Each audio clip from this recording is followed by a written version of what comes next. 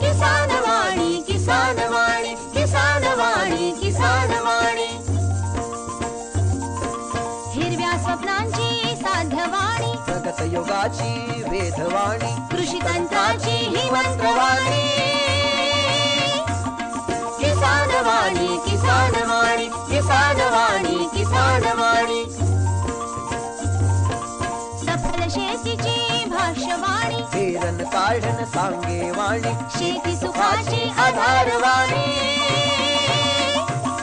किसानवाणी किसानवाणी किसानवाणी किसानवाणी किसानवाणी किसानवाणी किसानवाणी किसानवाणी किसानवाणी किसानवाणी किसानवाणी किसानवाणी किसानवाणी किसानवाणी किसानवाणी किसानवाणी किसानवाणी किसानवाणी भारत सरकारच्या कृषी आणि शेतकरी कल्याण मंत्रालयाद्वारे प्रायोजित किसानवाणी कार्यक्रमात सादरकर्ते सूरज गोळे यांच्यासह मी किशोर राऊत आपलं मनपूर्वक स्वागत करतो.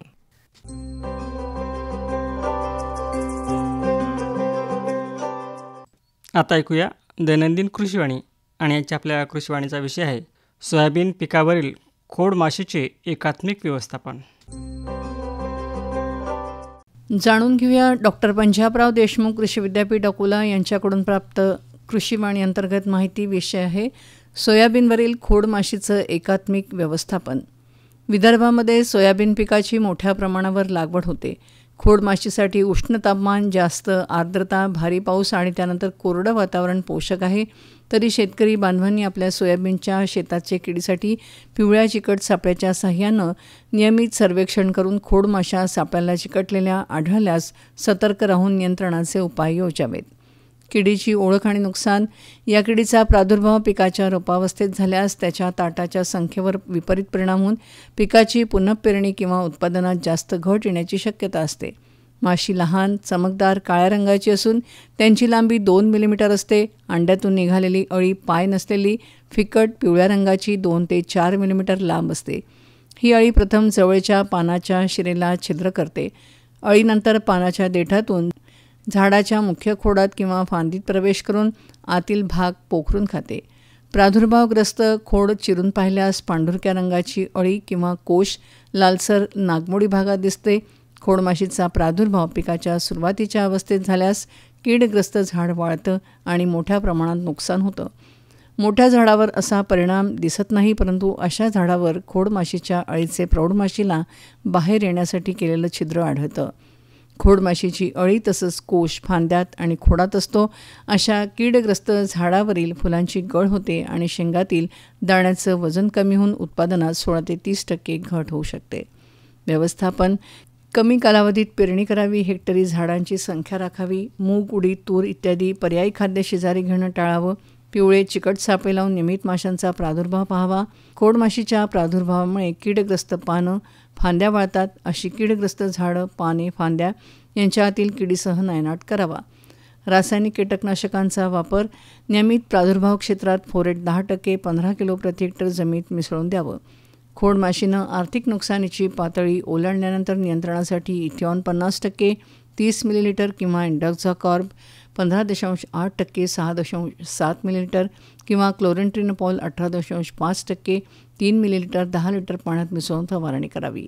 आत्ताच आपण सोयाबीनवरील खोडमाशीचं एकात्मिक व्यवस्थापन याविषयी डॉक्टर पंजाबराव देशमुख कृषी विद्यापीठ अकोला यांच्याकडून प्राप्त माहिती ऐकली. कार्यक्रम होता कृषीवाणी. सोयाबीन पिकावरील खोडमाशीचे एकात्मिक व्यवस्थापन याविषयीची कृषीवाणी आत्ताच आपण ऐकलीत. ही प्राप्त झाली होती डॉक्टर पंजाबराव देशमुख कृषी विद्यापीठ अकोला येथून आणि वाचन स्वर होता अनिता गडगिळे यांचा.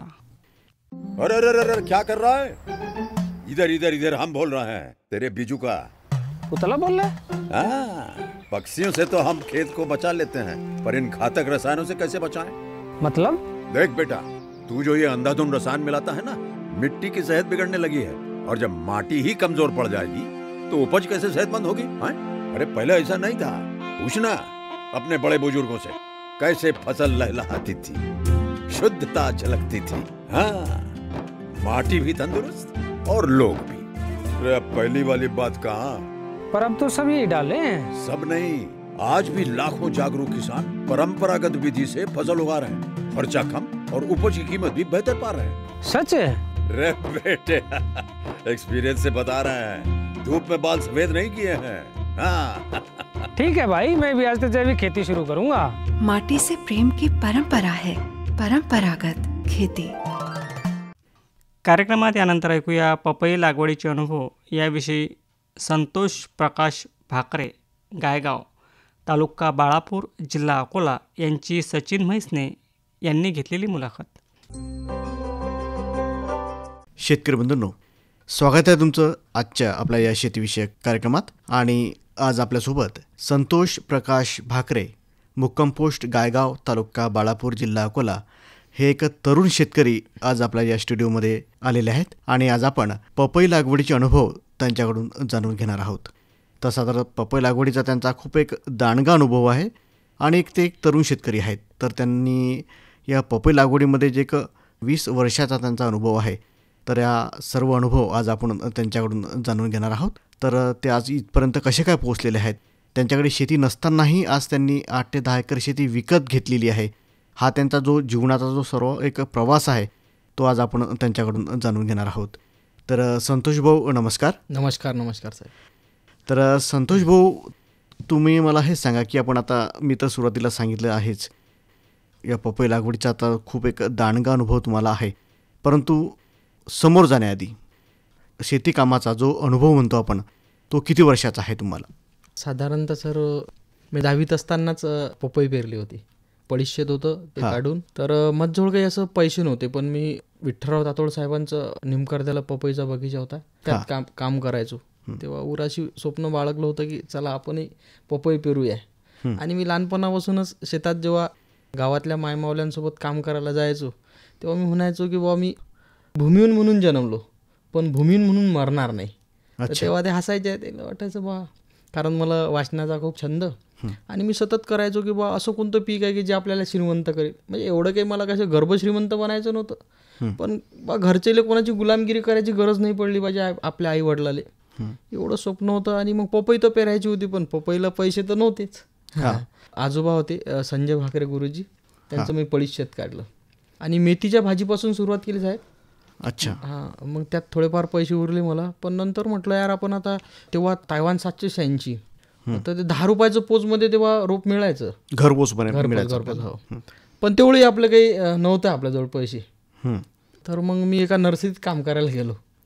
तिथे शिकलो की बा रोप कसं तयार करतात. मग पुण्यावरनं तायवान 786चं बी बोलावलं. ते 1 रुपया बी पडलं मला घरपोच 1 रुपया. हां, मग नंतर मी घरीच ते एक 4000 रोप तयार केले आणि 4 एकर पपई लावली. पण पपई लावण्या अगोदर मी कांदा पेरला होता की जेणेकरून पपईची पण लागवड केली आणि त्याच्यामध्ये कांदा टाकलेला. आधी कांद्याची केली.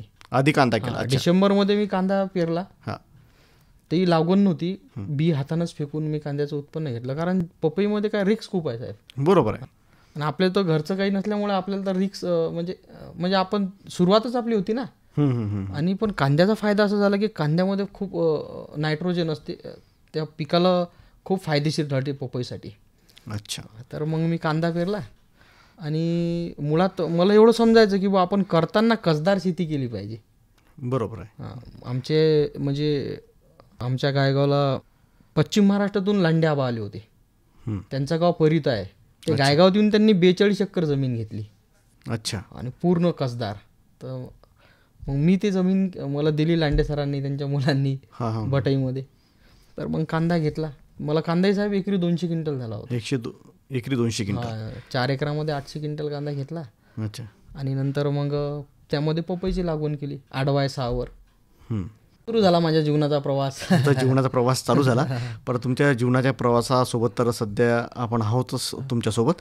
पण त्याआधी संतोष भाऊ, तुमचं शिक्षण किती झालेलं आहे? माझं सर पदवी झालेली आहे. माझी पदवी झालेली आहे.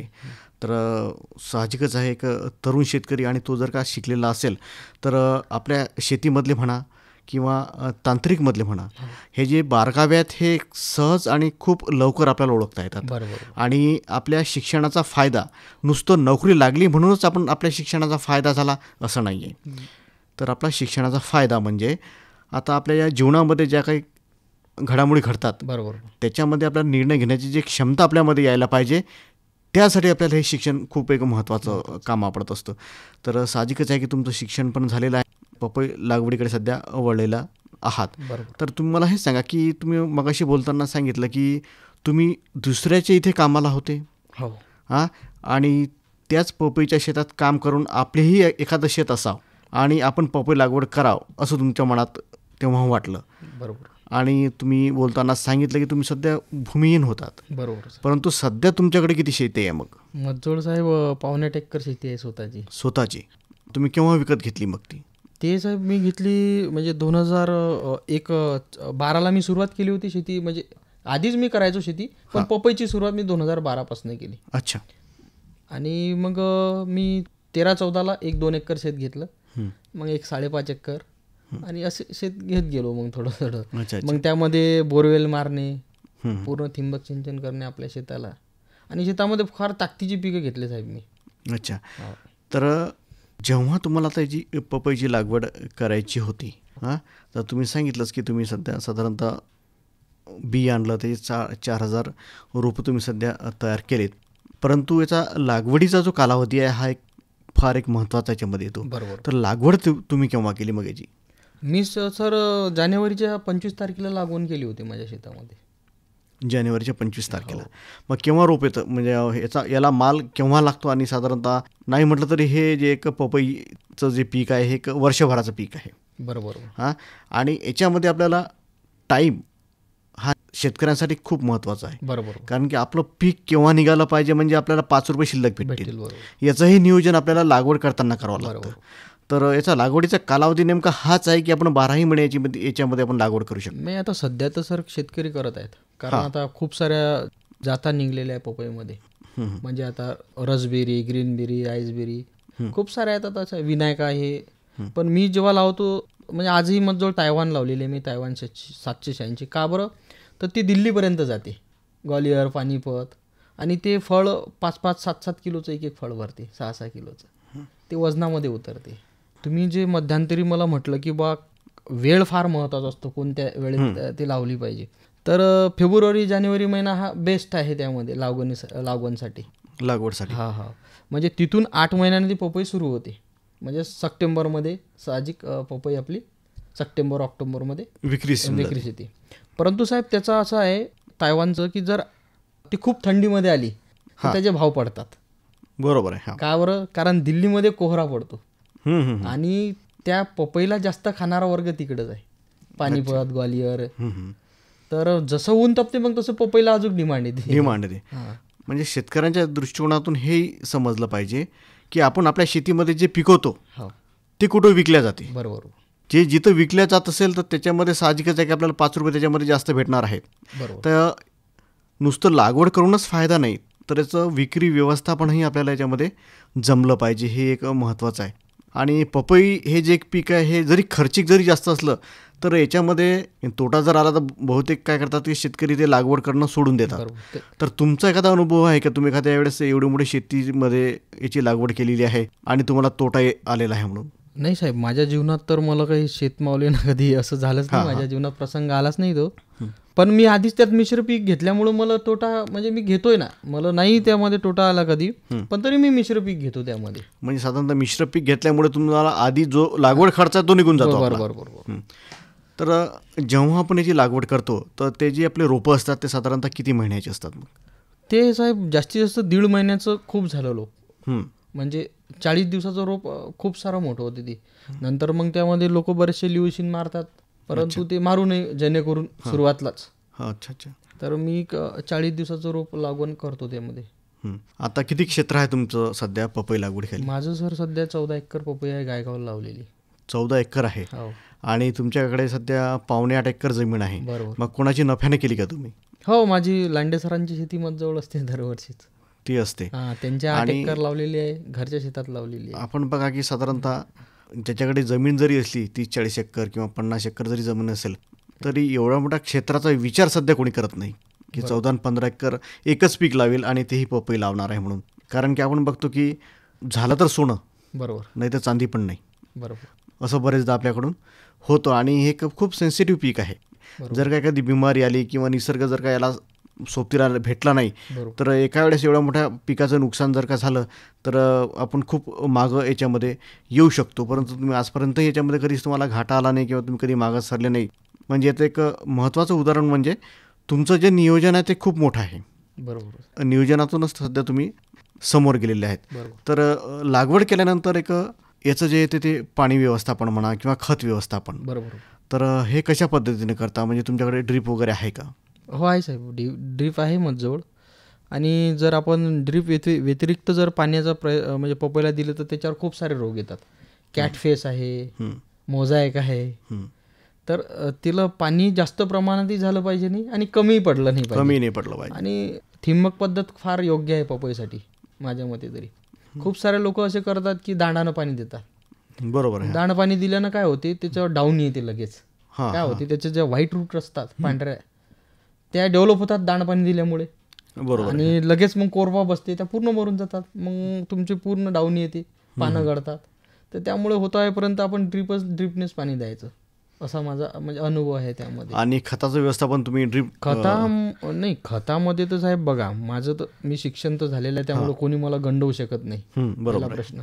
आणि जमिनीमध्ये माझं समर्पण आहे लहानपणापासून. आणि मला एवढं समजते की बा जर समजा आई बापही TB पेशंट असला तर लेकरू सुदूर होणार नाही. बरोबर आहे. त्यासाठी जमीनची पोत कसदार असली पाहिजे. आणि मी शेतात पपई पेरण्या अगोदर एकरी 5-6 टाल्या गावरान खत टाकतो. महत्वाचा मुद्दा याच्यामध्ये आहे. रासायनिक नुसतं बा, आता बरेचसे लोक बा रासायनिक पोते टाकतात, पण ते साहेब त्याचं एवढी ती ताकद नाही ना त्यामध्ये. नाही, बरोबर आहे. गावरान खत आहे. कारण की आपण बघतो की रासायनिक खत ज्यावेळेस आपण आपल्या जमिनीमध्ये टाकतो तर त्याचा कालावधी साधारणतः प्रत्येक खताचा वेगवेगळा असेल, परंतु हार्डली 1 महिना. आणि 1 महिन्यानंतर त्याचा पॉवर निघून जातो. किंवा सेंद्रिय खत असं आहे की ते तुम्हाला अनंत काळ टिकते आणि तुमच्या जमिनीचा मगदुरी सुधारतो. आणि याच पिकासाठी नाही तर भविष्यात येणाऱ्या प्रत्येक पिकासाठी ते आपल्याला याच्यामध्ये कामात पडतं. बरोबर. तर खताचं आणि पाण्याचं नियोजन तर याच्यामध्ये आपलं झालेलं आहेच. परंतु मग याच्यामध्ये जे तुम्ही आता बोलताना सांगितलं की कीड आणि रोगराई खूप मोठ्या प्रमाणात येते. बरोबर. तर त्याचंही नियोजन करणं फार एक महत्त्वाचं आहे. तर ते कशा पद्धतीने करता मग? बरोबर. माझं काय साहेब, बऱ्याचशा मी आधीपासूनच आपला जो हिंग असते त्याचंच जास्तीत जास्त सुरुवातीला ड्रिंचिंग करतो. कारण बुरशीचा खूप प्रादुर्भाव असतो पपईवर. आणि राहिलं मी स्प्रे तर फार काही असं काढत नाही पपईवर, कारण त्या पिकावर काही असं असे काही रोग आहेत ते कशानंच दुरुस्त होत नाहीत. मोझॅक जर म्हटलं त्याला पांढऱ्या माशीचा पांढरी माशी आली की त्याच्यावर मोझॅक येतो. तर पांढऱ्या माशीसाठी मी वापरतो चांगले स्प्रे. आणि त्याला काय राऊंड तणनाशकच आहे पूर्ण. त्यामुळं काही असं बगीचा चेक ठेवणे, आपला कसदार जमीन, खताचं नियोजन करणे व्यवस्थित, चांगलं होते उत्पन्न मग आपल्याला. तर जेव्हा आपण लागवड करतो तर आपण बघतो की याच्यामध्ये नर आणि मादी पण झाडं असतात. बरोबर. तर याचं नियोजन तुम्ही कशा पद्धतीने करता? साहेब काय असते ते असं गृहीत धरून चला तुम्ही की 30% नर असतातच त्यामध्ये. अच्छा. 30 ते 40% नर येतात, त्यामध्ये 60% माद्या असतात.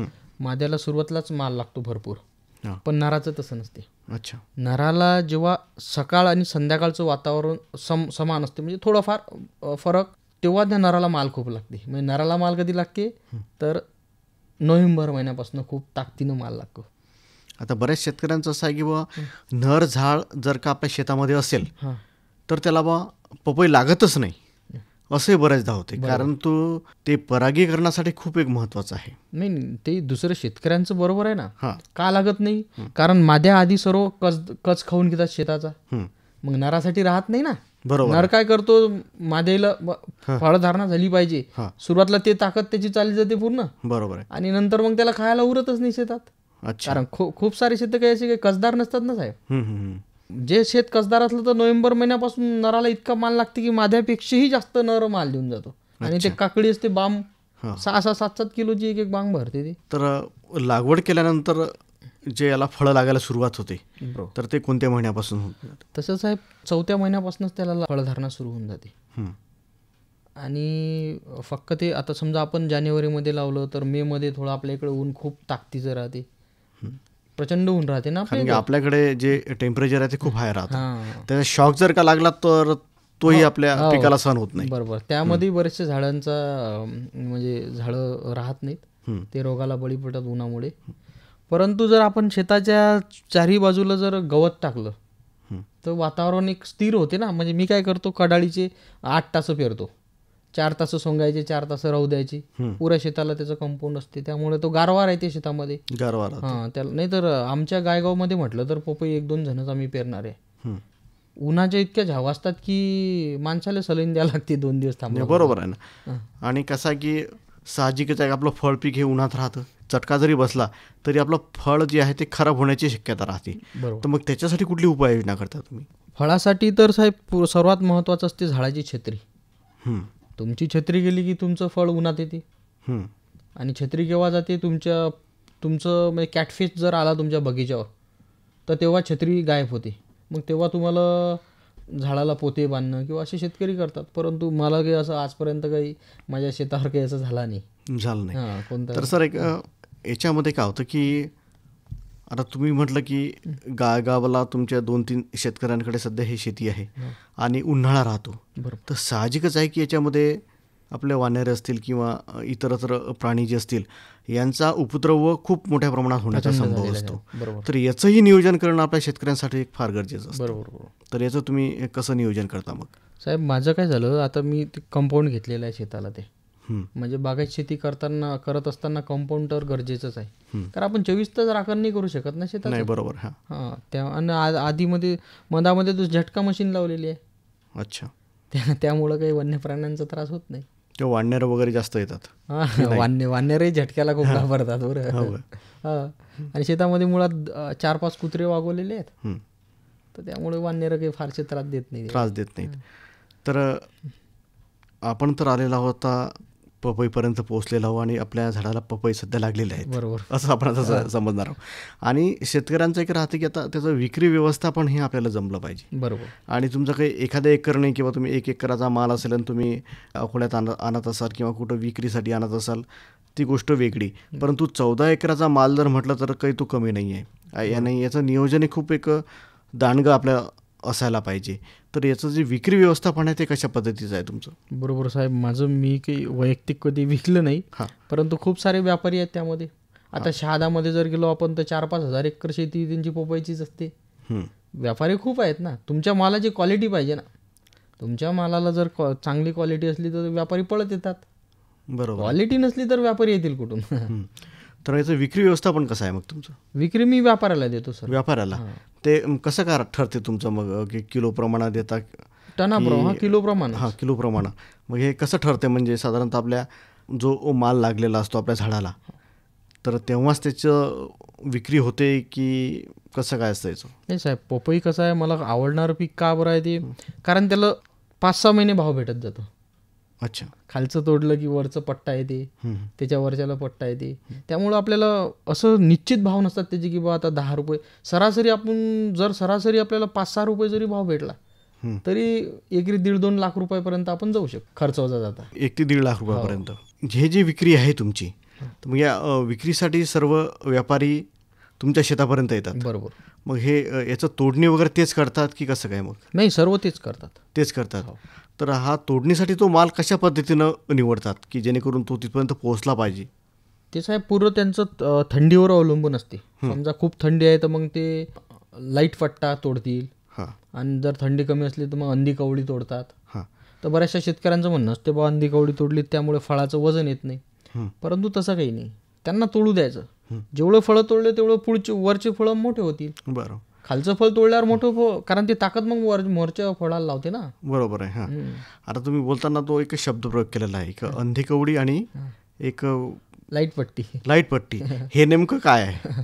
बरोबर. लाईट पट्टी म्हणजे त्याच्यावर चट्टा येते एक, तर तो लाईट पट्टी. अच्छा. आणि अंधी कवडी म्हणजे अंदरून फक्त काहीतरी लाल झालेलं असते, तर ते पांढरुका चट्टा असते त्याला, म्हणजे पांढरुका एक पोपटी चट्टा येते त्याला अंधी कवडी म्हणतात. तरी साधारणतः एका दिवशी खाता व्यापारी किती माल तोडून देतो साधारणतः? मी सुरुवात जेव्हा केली होती जेटा सेटला, त्याचं तो इतका ताकदीचा व्यापारी होतो मोठा की तो एका दिवसाला 10 गाड्या काढायचा 30-30 टनाच्या. अच्छा. तर तो म्हणजे दिल्लीवरून लोक आणायचं दाखवायला माझ्या बगीच्यात की पावा गरीबाच्या म्हणजे या लेकरांना किती चांगला बगीचा केला म्हणून. अच्छा. फार कौतुक करायचा माझा तो. तर आता एक सगळ्यात एक महत्त्वाचा प्रश्न आहे तो आपल्या शेतकऱ्यांसाठी म्हणजे खर्च आणि नफा. बरोबर. तर साधारणतः तुम्हाला खर्च किती लागला याला आणि नफा किती मिळाला मग याच्यामधून? बरोबर साहेब, माझं तर मी जेव्हा पहिल्या वर्षी 4 एकर पपई लावली होती ना, त्यामध्ये मला म्हणजे 2 एकर शेत विकत घेतलं होतं मी 14 लाख रुपयाचं. सरांना बटाईदाराला वेगळे 14 लाख रुपये, म्हणजे 28 लाख त्या काळात 2012मध्येच घेतले होते मी. इतका ताकदीचा बगीचा बसला होता. ते आता ते तुमचा बगीचा कसा होते, एक झाड किती उत्पन्न देते त्याच्यावरही आहे. आता माझं झाड क्विंटलच एका झाडाला मला भेटतातच फळं. तरी साधारणतः एक एकरी काय हिशोब लागू शकतो? एक साहेब मी म्हटलं ना तुम्हाला बोलताना की बघ किती समजा एखादा म्हणजे असा हाळामासाचा शेतकरी जर नसला तरी एकरी 1.5 ते 2 लाख रुपये तर सहज मिळतील बा असं मला वाटते. अच्छा. हा हो. जर ताकदीचा मग ज्याचं शेतीसाठी समर्पण आहे, जो वेळा पिसा आहे पीक काढण्यासाठी, जमीन मावली देते ना साहेब. बरोबर. पण आपल्याला तेवढं समर्पण पाहिजे जमिनीसाठी, आणि तिचं दुःख आपल्याला समजलं पाहिजे, ते पीक आपल्याशी बोललं पाहिजे. तर संतोष भाऊ, तुम्ही एक भूमिहीन असूनही स्वतःची एक आज 8 एकर शेती केलेली आहे. बरोबर. हां, तर आता ही जी आपली मुलाखत सध्या आपले तरुण शेतकरी ऐकत आहात, बरोबर, तर यांना तुम्ही काय सांगाल?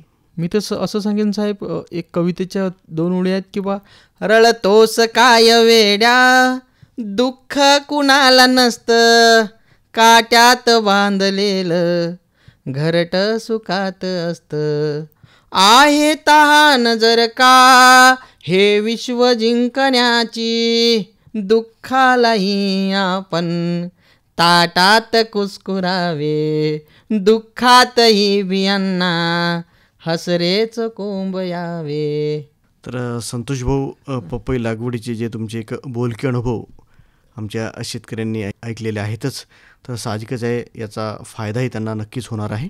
तर तुम्ही आज इथे आलात त्याबद्दल आकाशवाणीतर्फे आणि आमच्या शेतकऱ्यांतर्फे मी आपला आभारी आहे. धन्यवाद. धन्यवाद साहेब, धन्यवाद. आताच आपण पपई लागवडीचे अनुभव याविषयी संतोष प्रकाश भाकरे, गायगाव, तालुका बाळापूर, जिल्हा अकोला यांची सचिन म्हैसने यांनी घेतलेली मुलाखत ऐकलीत.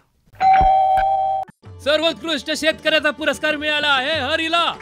हरी आता आपल्या सर्वांना सांगतील आपल्या यशाचं रहस्य. माझ्या शेतकरी बंधू आणि भगिनींनो, आपणही आपल्या शेतात चांगलं पीक घेऊ शकता. ते कसं? बस जेव्हा काही समस्या असेल तेव्हा लगेच लावा हा नंबर 1800-180-1551. हा कोणाचा नंबर आहे भाऊ? शेतकरी कॉल सेंटरचा, जिथे तज्ञ आपल्याला शेतीच्या समस्येवर तोडगा सांगतील लगेच. आओ भाऊ, तज्ञ सारा वेळ थोडाच मिळणार आहे. नक्की मिळेल हो भाऊ, वर्षाचे 365 दिवस मिळेल, ते देखील सकाळी 6 ते रात्री 10 वाजेपर्यंत.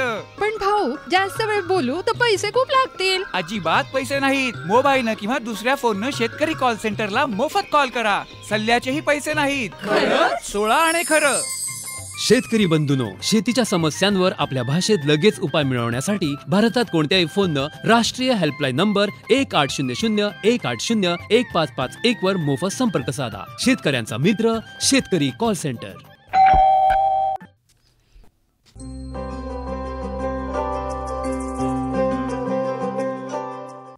आजच्या किसानवाणी या कार्यक्रमाचे सादरकर्ते होते सूरज गोळे. शेतकरी बंधूंनो, याचबरोबर आजच्या आपल्या किसानवाणी या कार्यक्रमाची वेळही संपत आलेली आहे. तेव्हा मी किशोर राऊत येथेच आपली रजा घेतो. नमस्कार. भारत सरकारच्या कृषी आणि शेतकरी कल्याण मंत्रालयाद्वारे प्रायोजित किसानवाणी कार्यक्रम आताच आपण ऐकलात.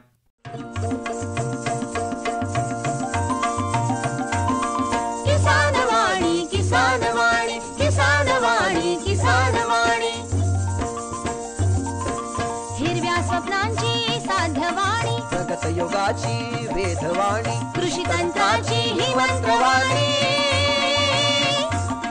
किसानवाणी, किसानवाणी, किसानवाणी, किसानवाणी. सफल शेतीची भाष्यवाणी, पेरन काढण सांगे वाणी, शेती सुखाची आधारवाणी. किसानवाणी, किसानवाणी, किसानवाणी, किसानवाणी, किसानवाणी, किसानवाणी, किसानवाणी, किसानवाणी, किसानवाणी, किसानवाणी, किसानवाणी, किसानवाणी, किसानवाणी, किसानवाणी, किसानवाणी, किसानवाणी, किसानवाणी, किसानवाणी.